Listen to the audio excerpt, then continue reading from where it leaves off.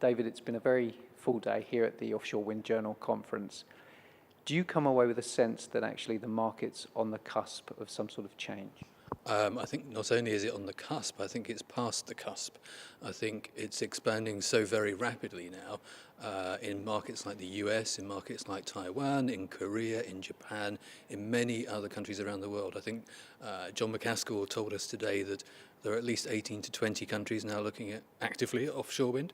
So yes, it's past the cusp and it's on a roll. You referenced the 18 countries. Yes. Do you sense that the gravity of the industry is moving east? Yeah, I think that's undoubtedly true to some extent at least. You have to bear in mind that the US will have a potentially 25 gigawatt pipeline one day, so there is going to be a very hefty piece of offshore wind work out there. But yes, China is about to take over from the UK as the world's leading installed capacity country. So yes, I think there is a sense in which the focus of the industry is moving to the east, and it's becoming much more of an export market.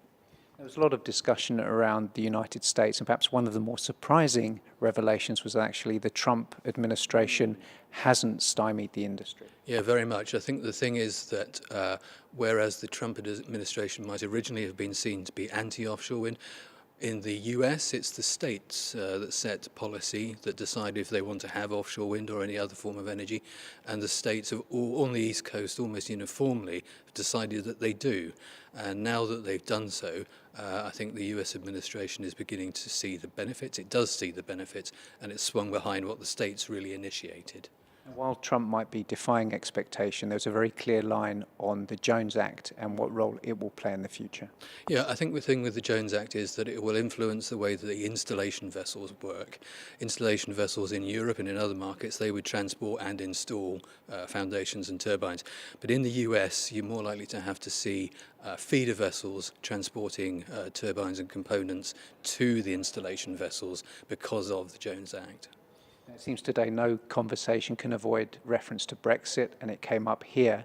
What impact do you think that will have on this very promising UK industry?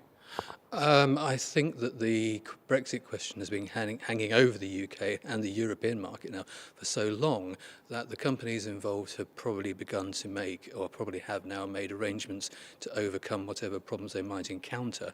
I think in the longer term, one of the big shames is that the UK may be less likely to be involved in research and development projects, and R&D has really helped to drive down the cost of offshore wind in the UK and in Europe. So it would be a great shame if the world's leading market were not quite as involved in research and development in future.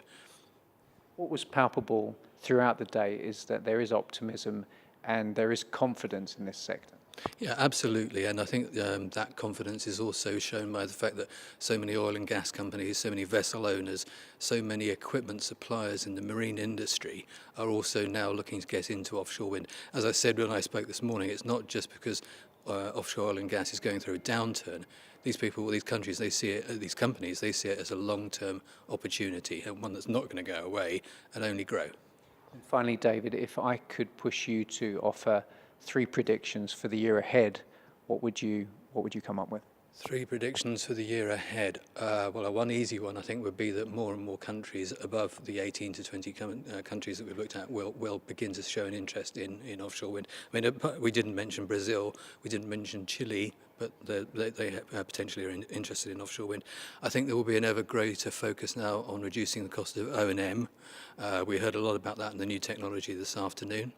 And I think that, to be honest, I think the UK will continue, despite Brexit, to be the leading market in Europe, and these sort of will lead the way in terms of technology development, and a lot of the O&M cost reduction will be coming out of the UK market. David Foxwell, thank you very much indeed. Thank you.